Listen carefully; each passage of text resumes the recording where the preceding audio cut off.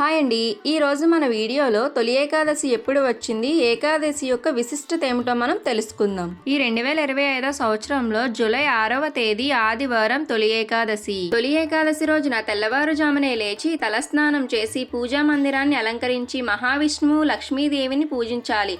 విష్ణు సహస్రనామ పారాయణం చెయ్యాలి. హిందూ సంప్రదాయంలో తొలి ఏకాదశికి విశిష్ట స్థానం ఉంది. హిందువుల మొదటి పండుగ తొలి ఏకాదశి. ఈ పండుగ తరువాతే వినాయక చవితి, దసరా, దీపావళి పండుగలు వస్తాయి. దీనినే శయనేకాదశి, హరివాసరం, పేలాల పండుగ అని కూడా పిలుస్తారు. తొలి ఏకాదశి నాడు పేలాల పిండి తప్పగా తినాలి అని పెద్దలు చెబుతారు. పురాణాల ప్రకారం శ్రీ మహావిష్ణువు క్షీరసాగరంలో శేషతల్పంపై 4 నెలల పాటు శయనిస్తారు.